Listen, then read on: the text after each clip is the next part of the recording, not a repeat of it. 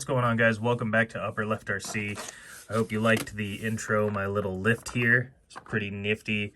I saw this on somebody else's video. They built a little garage and had one of these lifts, and I thought it was so cool that it's totally motorized and can lift these 24 scale trucks up. So I've got two of these. I've got a bunch of accessories from Hobby Gear, some toolboxes and other stuff, and I'm going to be building a full-on shop slash garage for my 24 scale stuff. That's in a future video. Today we're worried about these guys. These are the Kinetic Double Barrel KMS, I think, shocks. I did a review quite a while back, a couple months ago, about these, and it was quick, it was rough, and I didn't really give them a fair shot. I remember them being kind of cool, but I haven't used them since I reviewed them that time, and I feel like they just weren't that great, or maybe I didn't give them a fair enough chance. So we're going to revisit them today. We're going to throw them on the Jeep. This has quite a few more upgrades than the Deadbolt did when I first installed them. And I think once we get them on here, we're going to take it outside and really see what these things can do. Maybe play around with them with some softer springs, stiffer ones, different mounting points. I don't know. We're going to find out, but that's what we're doing today, so let's jump right into it.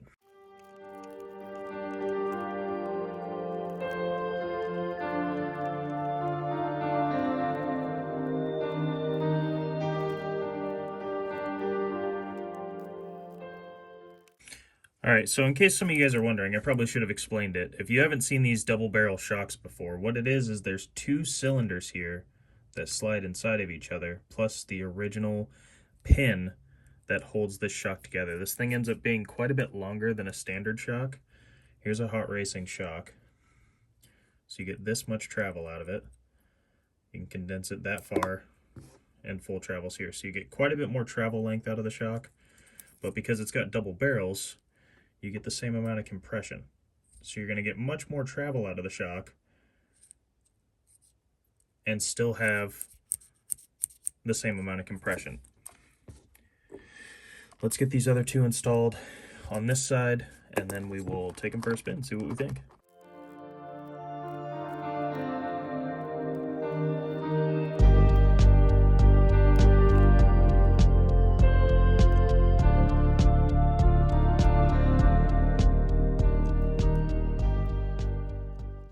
Alright, so as you can tell from the way this thing sits, we're getting a lot more suspension travel and way more articulation out of it, and that is one of the cool things about the double barrel shocks, is you can get, and let's see, the front wheels touching, I can get this thing all the way up in the air here. That is solid. That is nowhere near what the kind of articulation this thing had before that. So let's take it out and test it and see what we think. All right, guys, so one thing we noticed right away with these, when you have the suspension drooped out that much and you set it down, it still sits pretty high. Because these wheels are locked in place with the worm gears, you kind of have to massage it down to get it sitting normal at a normal level. And I know that's one thing I commented on that video originally, was when you're crawling up a hill or something, you start crawling up, these front tires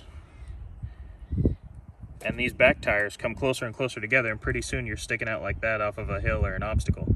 And that is very, very top heavy. When you have the suspension lowered down like this and you're going up a hill, you're much more closer to the object you're trying to crawl. And so that was a downside to these that I saw, but I do love the amount of articulation you can get out of them. So let's see if we can crawl up this with these.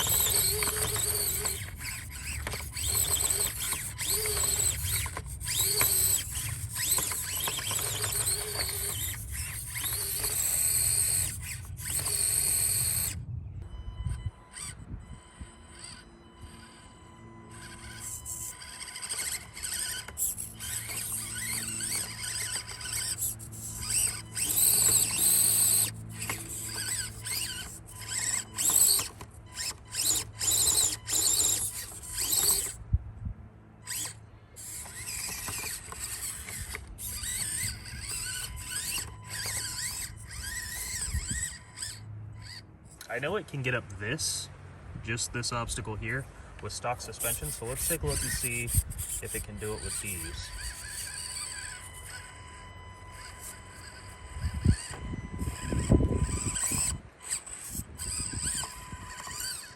Nice, okay.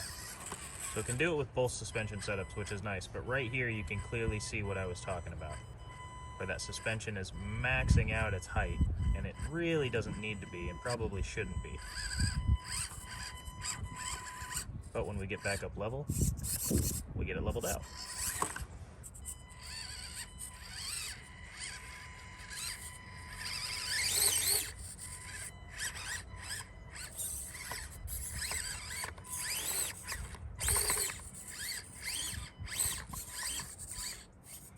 Crawled up there nicely.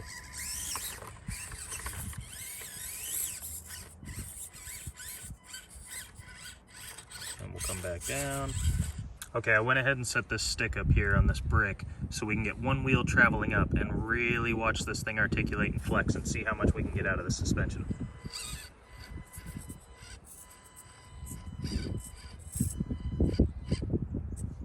Okay. So we've got awesome articulation in the front. The back rear is maxed out, and so is the right front maxed out on this stick. You can see that we've got all the articulation. All 4 tires are still touching the ground. We've got good contact. That is one of the huge benefits to having this double barrel kinetic suspension. Taking a look here, it is bottomed out in the center here, but because we have so much suspension travel that even when it's bottomed out, we're still getting the wheels to touch, and we should be able to get over this. So it moved around a little bit, but we still were able to get over that. Instead of being beached in the center of the vehicle, we've got so much more travel, we can get the wheels to the ground over really tall obstacles.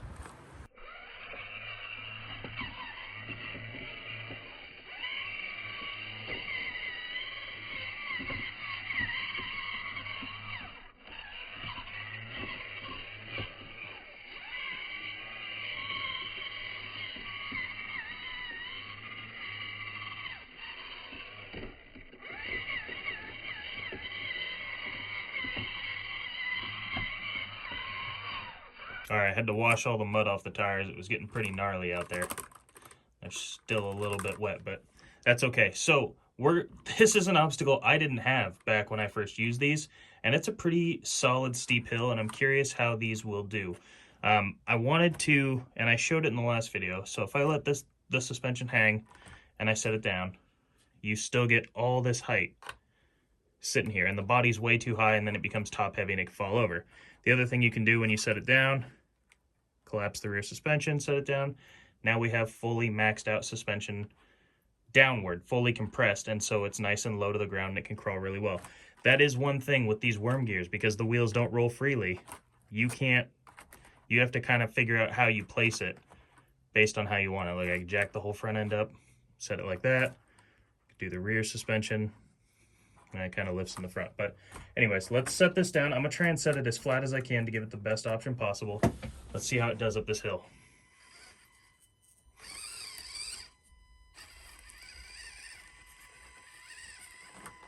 Whoa, okay. The Jeep has never done that before.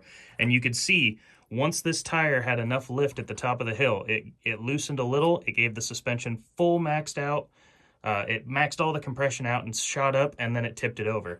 So that is one thing with these. You can get a ton of articulation out of them, but when you're going for height, you risk a lot having this much top heavy weight, especially under compression like that. So let's try that one more time. I'm gonna set it down just normal, like I would.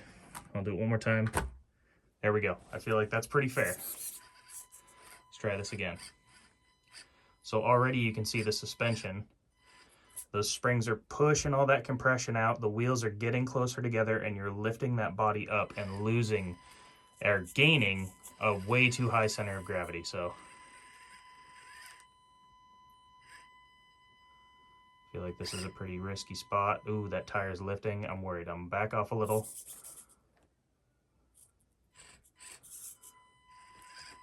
I want to be as fair as possible. Now, we all know this thing can climb this hill, no problem with standard suspension. Let's get a little more to the right, try and get this back tire out of that hole. Actually, we got rear steer. Let's crab a little to the right. Oh, too far. Okay. Oh, okay, we saved it. We backed down quick enough, but look at this. This is what I'm talking about, and I remember this is what upset me the most, is because when you're going up, originally when I did the video, this is what upset me the most, is how it maxes the suspension out, and these are very, very soft springs. Look, if I hold this upside down, the weight of the wheels is enough to compress them completely. There's like no spring in these whatsoever.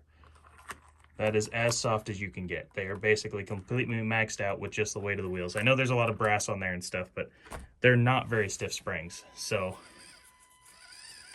yeah, I'm going to give it a little more gas, just kind of go for it, and we lose it. Let's see if we can make it up the little hill.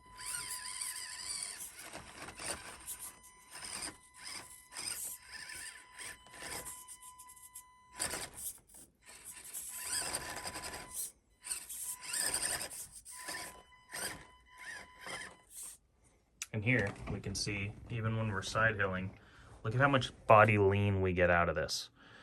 All this weight is shifted right over this tire. I can barely get my finger in here, right here.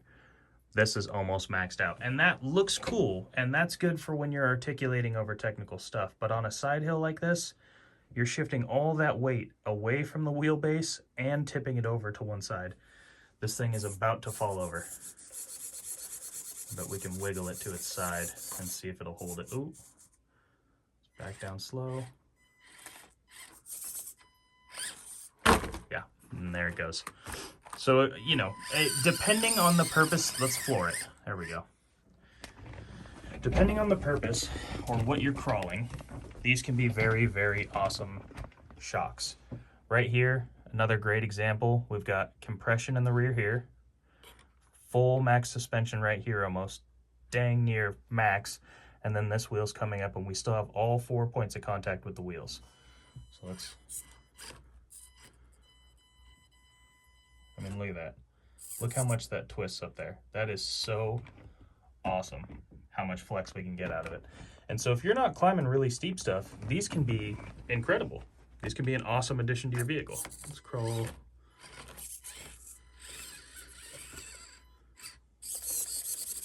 And there we go. We've got our suspension sitting fairly level, not too high, not too low. We do have more it can travel, as you can see. So we've got a bit of suspension there still. Let's try and go up and around this. Already we're getting a ton here, and this looks really cool when you use it. So I do like it. I just think for the normal stuff I do, it might not be the best application. To each their own though.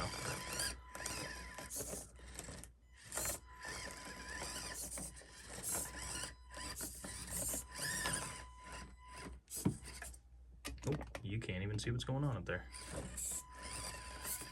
And there we go, we made it to the top. Let's see how we do coming down this. Clearly going up was not too much of an option, but let's see how we do going down.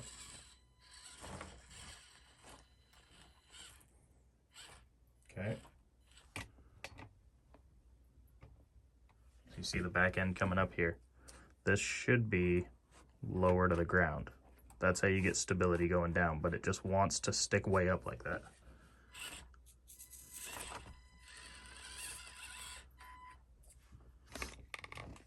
Get back down to the bottom.